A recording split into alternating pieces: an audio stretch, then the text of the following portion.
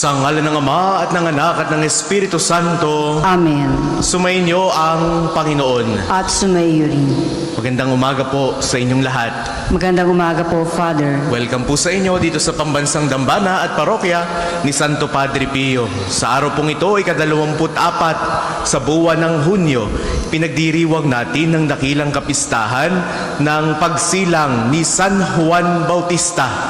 Kilala si San Juan bilang ang tagapaghanda ng daraanan ng ating Panginoong Hesus na siya ring nagbinyag sa ating manunubos. Kaya sa banal na Eukaristiyang ito, patuloy nawa tayong lumapit kay Hesus upang tulad ni San Juan Bautista, tayo rin ay maging karapat-dapat na maging tagapagtaguyod, tagapagbahagi ng mensahe ng kaligtasan. Kaya taminin po muna natin ang ating mga kasalanan upang tayo maging marapat gumanap sa banal na pagdiriwang. Inaamin ko Sa makapangyarihang Diyos at sa inyo mga kapatid, na lubha ako nagkasala sa isip, sa salita at sa gawa at sa aking pagkukulang. Kaya sinasamo ko sa mahal na Birheng Maria, sa lahat ng mga anghel at mga banal, at sa inyo mga kapatid, na ako'y panalangin sa Panginoong ating Diyos. Kaawaan tayo ng makapangyarihang Diyos, patawarin tayo sa ating mga kasalanan at patnubayan tayo sa buhay na walang hanggan. Amen. Manalangin tayo. Ama naming makapangyarihan, hinirang mo si San Juan Bautista upang ihanda ang bayan para sa Panginoong si Kristo. Ipagkaloob mong magalak sa Espiritu ang iyong bayan at patnubayan ng kalooban ng tanan sa daan ng kaligtasan at kapayapaan. Sa pamamagitan ni Hesu Kristo, kasama ng Espiritu Santo, magpasawalang hanggan. Amen. Pagbasa mula sa aklat ni Propeta Isaías. Makinig kayo mga taong naninirahan sa malalayong lugar. Pinili na ako ng Panginoon bago pa isilang, at hinirang niya ako para siya'y paglingkuran. Mga salita ko'y ginawa niyang sintalas ng tabak. Siya ang sa akin laging nag-iingat. Ginawa niya akong parang matulis na palaso, na anumang oras ay handang itudla. Sinabi niya sa akin, Israel, ikaw ay lingkod ko. Sa pamamagitan mo, ako'y dadakilain ng mga tao. Ngunit ang tugon ko, ako ay nabigo sa aking pagsisikap, hindi nagtagumpay.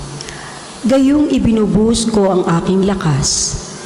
Gayon may itinitiwala ko sa Panginoon ang aking kalagayan, na ako gagantimpalaan ng aking nakayanan. Bago pa ako ipanganak ay hinirang na ng Panginoon. Pinili niya ako para maging lingkod niya, upang tipunin ang nangalat ng mga Israelita at sila'y ibalik sa bayang Israel. Binigyan ako ng Panginoon ng karangalan, sa Kanya nagbubuhat ang aking karangalan. Sinabi ng Panginoon sa akin, Israel na aking lingkod, may mas mahalaga pa akong ipapagawa sa iyo. Bukod sa panunumbalik sa mga Israelitang nalabi, ay gagawin kitang tanglaw ng mga bansa upang lahat sa daigdig ay maligtas. Ang salita ng Diyos. Salamat sa Diyos. Salmong tugunan. Pinupuri kita, Diyos ko, dahil ako'y nilikha mo. Pinupuri kita, Diyos ko, dahil ako'y nilikha mo. Ako'y iyong sinisiyasat, batid mo ang aking buhay. Ang lahat kong lihim, poon, tiyak mong nalalaman. Ang lahat ng gawain ko sa iyo ay hindi lingid. Kahit ikaw ay malayo, batid mo ang aking isip. Ako'y iyong nakikita, gumagawa o hindi man. Ang lahat na gawain ko'y pawang iyong nalalaman. Pinupuri kita, Diyos ko, dahil ako'y nilikha mo. Ang anumang aking sangkap, ikaw o Diyos ang lumikha. Sa tiyan ng aking inay, hinugis mo akong bata. Pinupuri kita o Diyos, marapat kang katakutan. Ang lahat ng gawain mo ay kahangahangang tunay. Pinupuri kita, Diyos ko, dahil ako'y nilikha mo. Lahat ito'y nakikintal sa puso ko at loobin. Ang buto ko sa katawan, nung iyon ay hugisin.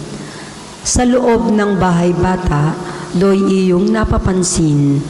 Lumalaki ako roong, sa iyo'y di nalilihim. Pinupuri kita, Diyos ko, dahil ako'y nilikha mo. Pagbasa mula sa mga gawa ng mga apostol. Noong mga araw na iyon, sinabi ni Pablo, nang si Saulo'y alisin ng Diyos, inihalili ni David upang maghari sa ating mga ninuno. At ganito ang patutuo ng Diyos tungkol sa kaniya. Natagpuan ko kay David na anak ni Hesi, ang lalaking nakalulugod sa akin. Isang lalaking handang tumupad sa lahat ng iniuutos ko. Mula sa angka ng lalaking ito, ipinagkaloob sa Israel si Jesus, ang kanyang ipinangakong tagapagligtas. Bago siya dumating, ipinangaral ni Juan sa buong Israel na dapat nilang pagsisihat, talikdan ang kanilang mga kasalanan. At pabinyag, nang matapos na ni Juan ang kanyang gawain, sinabi niya sa mga tao, "Sino ba ako sa akala ninyo? Hindi ako ang Kristo. Ngunit siya'y darating na kasunod ko, at hindi ako karapat-dapat kahit taga-alis ng paniyapak." Mga kapatid, kung mula sa lahi ni Abraham at mga taong may takot sa Diyos, tayo ang pinadalhan ng balitang ito tungkol sa kaligtasan. Sumainyo ang Panginoon. At sumayo rin. Ang mabuting balita ng Panginoon ayon kay San Lucas. Papuri sa iyo, Panginoon. Dumating ang oras ng panganganak ni Elizabeth at nagluwal siya ng isang sanggol na lalaki. Nabalitaan ng kanyang mga kapitbahay at mga kamag-anak na siya'y pinagpala ng Panginoon at nakigalak sila sa kanya. Nang ika-8 araw, dumalo sila sa pagtutuli ng sanggol. Zacarias sana ang ipangangalan sa kanya, gaya ng kanyang ama. Ngunit sinabi ng kanyang ina, "Hindi, Juan ang ipangangalan sa kanya." Subalit, wala isa man sa iyong mga kamag-anak ang may ganyang pangalan, wika nila. Kaya't hinudyatan nila ang kanyang ama at itinanong kung ano ang ibig niyang itawag sa sanggol. Humingi siya ng masusulatan at sumulat ng ganito, "Juan ang kanyang pangalan." At namangha silang lahat. Pagdakay nakapagsalita siya at nagpuri sa Diyos. Natakot ang lahat ng kanilang kapitbahay, ano pat naging usap-usapan sa buong kaburulan ng Judea ang mga bagay na ito. Pinakaisip-isip ito ng lahat ng nakaalam at ang kanilang tanong, magiging ano kaya ang batang ito? Sapagkat maliwanag na sumasa kanya ang Panginoon. Lumaki ang bata at naging malakas ang kanyang espiritu. Siya'y tumira sa ilang hanggang sa araw na magpakilala siya sa Israel. Ang mabuting balita ng Panginoon. Pinupuri ka namin, Panginoong Hesukristo. Sa inyo pong lahat na naririto at nakikibahagi sa ating banal na pagdiriwang, sa mga sumasama po sa atin sa pamamagitan ng ating Facebook Live, sa lahat po ng mga pilgrims, sa mga naririto, mga deboto, mga namimintuho kay Santo Padre Pio. Muli po, magandang umaga sa inyong lahat. Magandang umaga po ulit, Father. What's in a name? Anong meron sa pangalan? Maring lahat tayo ay may kanya-kanyang pangalan. No? May mga pangalan na kinuha sa santo. May mga pangalan na kinuha sa mga sikat na tao, mga artista, mga politiko, at kung sino-sino pa. Pero din naman mga pangalan na talaga namang creatively thought of. Mga pinagsamang pangalan ng ama at ina, pangalan ng mga personalidad, mga pangalan na maaaring nga ngayon mo lamang maririnig. Mayroong maiksi, mayroong mahaba, mayroong tiga-tigalawang pangalan, mayroong tiga-tigatlo ang pangalan, at kung ano-ano pa. But lahat tayo may pangalan. And what's in a name? Anong meron sa pangalan? Yung pangalan mo, bit-bit mo na yan hanggang sa iyong kahuli-hulihang hininga, na kahit nga sa kamatayan, pangalan mo ang magpapakilala sa iyo, sa iyong mga kamag-anak na, di ni pala nakalibing ere. Ito palang aking lolong ere ay ito ang ikinabuhay. Ano ang meron sa pangalan? Mga minamahal kong kapatid, sa araw na ito, ipinapakita sa atin na ang bawat pangalan ay may kalakip na misyon.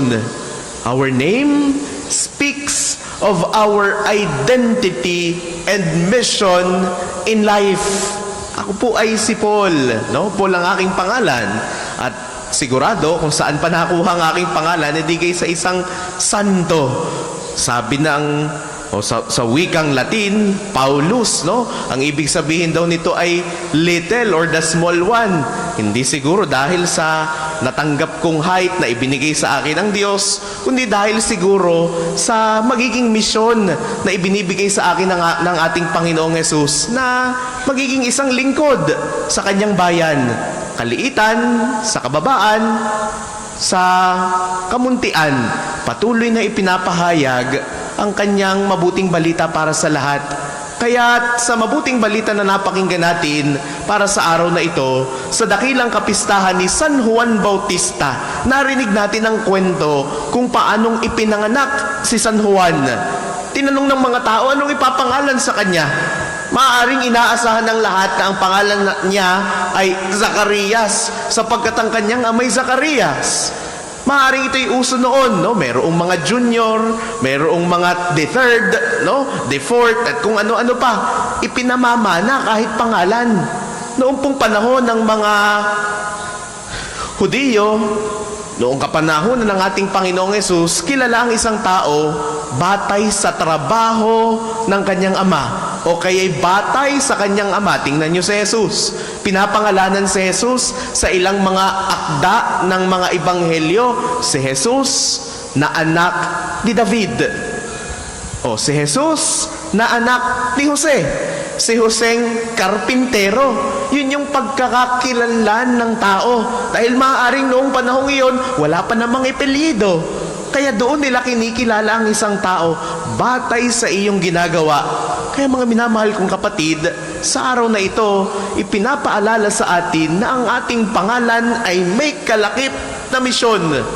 Meron kang pangalan, meron kang identity. Nakalakip ng mukhang yan, heto. Heto ang iyong pangalan. Heto ang iyong gawain sa buhay. Heto ang iyong misyon sa buhay. John was named John because of his mission. Because of the promise of God that He will save mankind. At si Juan ang naging tagapaghanda ng daraanan ng ating Panginoong Hesus. Yon ang misyon ni Juan. Hindi siya pinanganak ng Zacarias dahil hindi yun ang kanyang gampanin. Ang kanyang gampanin ay maging si Juan. Juan Bautistang maghahanda sa daraanan ng ating Panginoon. Kaya nga kapansin-pansin na ang ating Panginoong Hesus ay nagbibigay ng panibagong bansag sa mga taong kanyang iniuusap o kanyang mga sinusugo. Si Pedro, hindi naman si Pedro noong una. Siya si Simon. He was named Peter because Peter means rock. Dahil si Pedro ay magiging panulukang bato ng simbahan. Siya ang naging unang Santo Papa. Si San Pablo, hindi naman siya Pablo noong una. Siya si Saulo. No? Pinangalanan siyang Pablo dahil sa kanyang magiging misyon. Siya'y dagdag sa mga apostol upang patuloy na maipamahagi ang mabuting balita. Kaya mga minamahal kong kapatid, muli, tanggapin natin ang ating pangalan. Kalakip ng iyong pangalan, mayroong misyon. Kaya't napakagandang paalala sa atin na hindi natin basta pwedeng palitan ang ating pangalan. Sinong makapagsasabi o sinong nagbigay sa atin ng pahintulot na tawagin ng ibang bansag ang ibang tao? May nagsasabing, itong si Kabayo o itong si Baboy dahil lamang nakataba ng kaunti. No? Hindi naman yun yung kanyang pangalan. Kaya nga, sa pamamagitan ng sakramento ng binyag, tinatawag ka sa iyong pangalan ng pari. Juan, Pedro, Ana, Maria, ikay binibinyagan ko sa ngalan ng Ama at ng Anak at ng Espiritu Santo. Itinatalaga sa banal na santatlo ang iyong pangalan, and that is your baptismal name. That is your Christian name. Kasama ng ating pagkatao ang pagiging isang Katoliko. Kaya sa dakilang kapistahang ito, kung paanong si San Juan ay naging tagapaghanda ng daraanan ng ating Panginoong Yesus, tayo rin nawa ay magkaroon ng ganitong tanda na tayo rin ay nagiging kawangis, kasangkapan sa pagpapalaganap ng mabuting balita. We are Christians and we bear the name of Christ. Yan bang ginagawa mo? O yan bang gagawin mo ay marka, tanda ng pagiging Kristiyano? Yan bang ginagawa mo o yan gagawin mo ay marka o kayang gawin ni Kristo? Bit-bit mo ang pangalan ni Kristo. Gaya ng kung paanong ipinagmamakahiya mo ang iyong ama o ina dahil sa iyong epelido. Nako, itong epelidong ito, kilala ang mga yan na mga sinungaling. O itong ipilidong ito, kilala ang mga yan bilang mga mamamatay tao. Kung paanong ipinagmamakahiya mo ang iyong magulang, ipagmakahiya rin nawa natin si Kristo. We bear the name of Christ because we are Christians. We are baptized Catholics. Itong ipinapakita sa atin sa pagdiriwang na ito. Ano ang meron sa pangalan? What's in a name? Ang ating pangalan ay tanda na ikaw ay tinawag ni Kristo. Ang ating pangalan ay tanda na ikaw ay may layunin sa buhay. Nawa, ang ating maging misyon ay patuloy na maging tagapaghanda, patuloy na ipalaganap ang mabuting balita tulad ng ginawa ni San Juan. Kahit sa araw na ito, sa dakilang kapistahan ng pagsilang ni San Juan Bautista, muli pagnilayan natin ano ang meron sa ating pangalan, naway makita natin ang misyon at layunin ni Kristo para sa bawat isa. Ipagmakahiya nawa natin si Jesus sa ating buhay because we are Christians and we bear the name of Christ.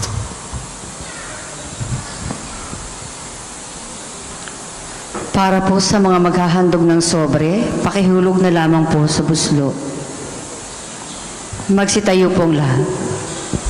Sumasampalataya ako sa Diyos amang makapangyarihan sa lahat, na may gawa ng langit at lupa. Sumasampalataya ako kay Hesukristo, iisang anak ng Diyos, Panginoon nating lahat. Nagkatawang tao siya lalang ng Espiritu Santo. Ipinanganak ni Santa Mariang Birhen. Pinagpakasakit ni Poncio Pilato. Ipinako sa krus, namatay, inilibing. Nanaog sa kinaroroonan ng mga yumao. Nang may ikatlong araw, nabuhay na mag-uli. Umakyat sa langit. Naluluklok sa kanan ng Diyos amang makapangyarihan sa lahat. Doon nagmumulang paririto at hukom sa nangabubuhay at nangamatay na tao. Sumasampalataya naman ako sa Diyos Espiritu Santo, sa banal na simbahang katolika, sa kasamahan ng mga banal, sa kapatawaran ng mga kasalanan, sa pagkabuhay na mag-uli ng nangamatay na tao, at sa buhay na walang hanggan. Amen. Magsiupo po tayo.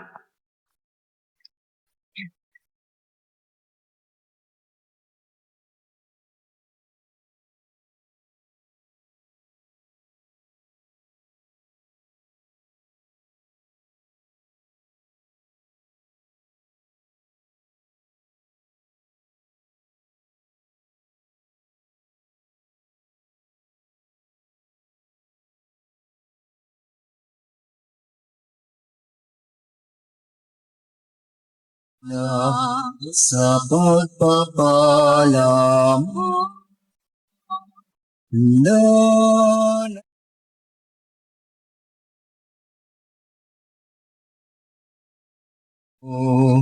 ngayon nananalig nagmamahal sa'yo.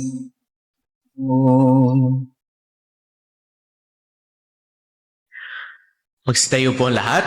Manalangin kayo mga kapatid upang ang paghahain natin ay kalugdan ng Diyos sa mang makapangyarihan. Tanggapin nawa ng Panginoon itong paghahain sa iyong mga kamay, sa kapurihan niya at karangalan, sa ating kapakinabangan at sa buong sambayanan niyang banal. Ama naming lumikha, tanggapin mo ang mga alay naming dito inihahanda sa iyong mga hapag na banal mong sa iyong mga hapag ng banal mong dambana. Ngayong nagdiriwang kami ng parangal na nakatakda sa dakilang kapistahan ng nagturong darating, at narito na nga si Jesucristo na aming Panginoon, magpasawalang hanggan. Amen. Sumainyo ang Panginoon. At sumayo rin. Itaas sa Diyos ang inyong puso at diwa. Itinaas na namin sa Panginoon. Pasalamatan natin ang Panginoong ating Diyos. Marapat na siya ay pasalamatan. Ama naming makapangyarihan, tunay kang marapat na ikaw ay aming pasalamatan sa pamamagitan ni Jesucristo na aming Panginoon.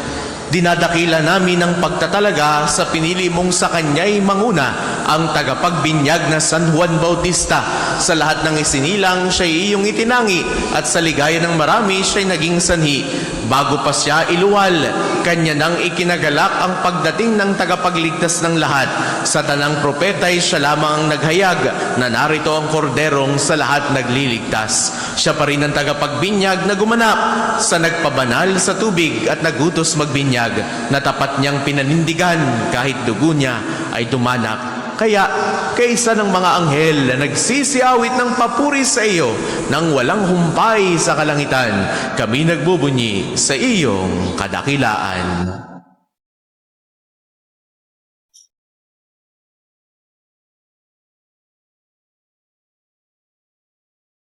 Salamat, Panginoong Diyos.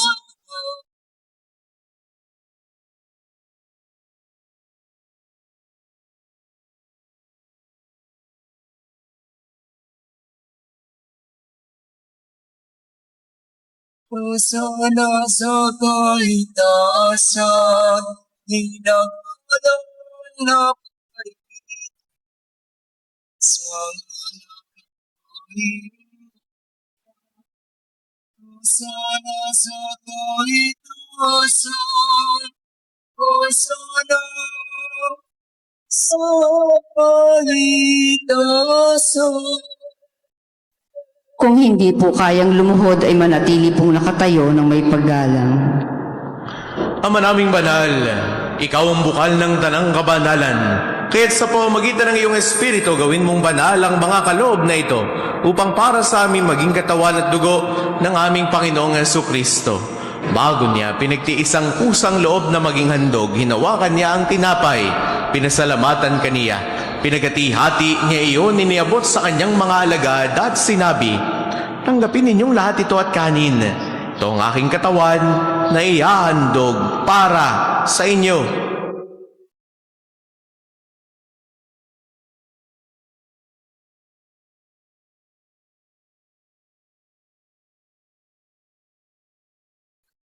Gayon din naman noong matapos ang hapunan, hinawakan niya ang kalis. Uli kanyang pinasalamatan, iniabot niya ang kalis sa kanyang mga alagad at sinabi, "Tanggapin ninyong lahat ito at inumin. Itong kalis ng aking dugo ng bago at walang hanggang tipan, ang aking dugo na ibubuhos para sa inyo at para sa lahat sa ikapagpapatawad ng mga kasalanan. Gawin ninyo ito sa pag-alala sa akin."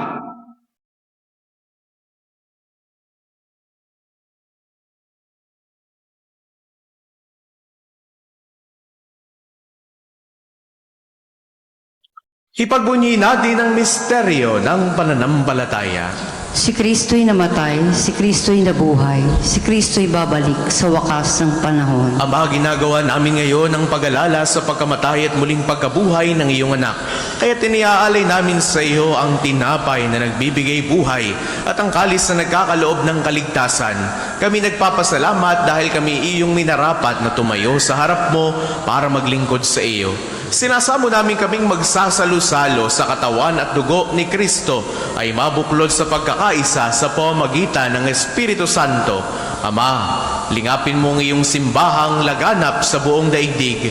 Puspusin mo kami sa pag-ibig kay isa ni Leon na aming Papa at ni Gilbert naming Obispo at ng Tanang Kaparian.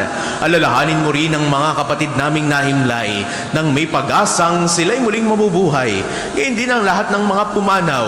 Kaawaan mo sila at patuloyin sa iyong kaliwanagan. Kaawaan mo at pagindapatin kaming lahat na makasalo sa iyong buhay na walang wakas. Kaisa ng mahal na Birheng Maria na ina ng Diyos, ni San Jose na kanyang kalinis-linisang esposo, kaysa ng mga apostol at ng lahat ng mga banal, ni San Juan Bautista, ni Santo Padre Pio na nabuhay dito sa daigdig ng kalugod-lugod sa iyo, may pagdiwang nawa namin ng pagpupuri sa ikararangal mo sa pamamagitan ng iyong anak na aming Panginoong Hesu Kristo. Sa pamamagitan ni Kristo, kasama niya at sa Kanya, ang lahat ng parangal at papuri ay sa iyo, Diyos amang makapangyarihan, kasama ng Espiritu Santo, magpasawalang hanggan.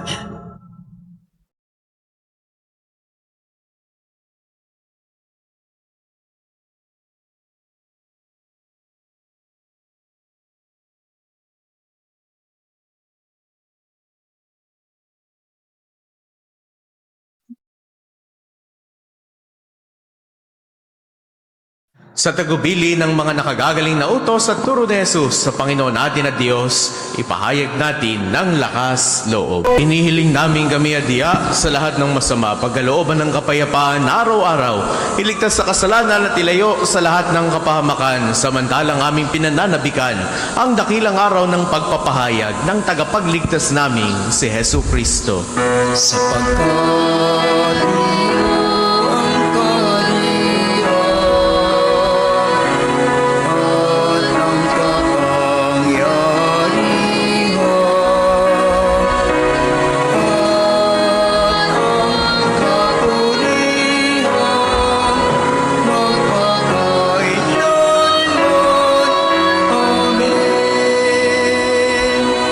Panginoong Jesucristo, sinabi mo sa iyong mga apostol, kapayapaan ang iniiwan ko sa inyo.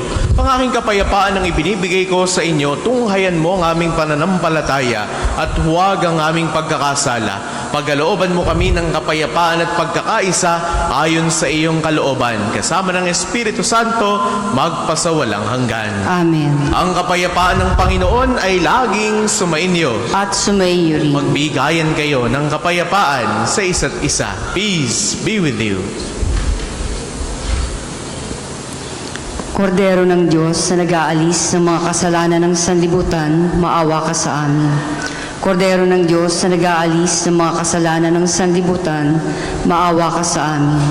Kordero ng Diyos na nag-aalis ng mga kasalanan ng sanlibutan, ipagkaloob mo sa amin ang kapayapaan. Kung hindi po kayang lumuhod, ay manatili pong nakatayo ng may paggalang.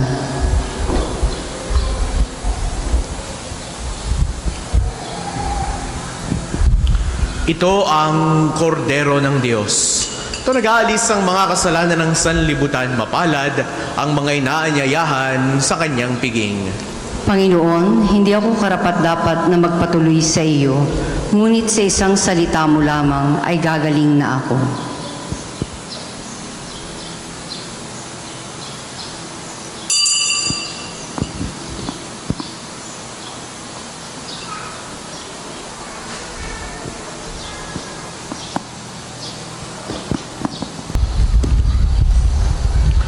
Manalangin tayo.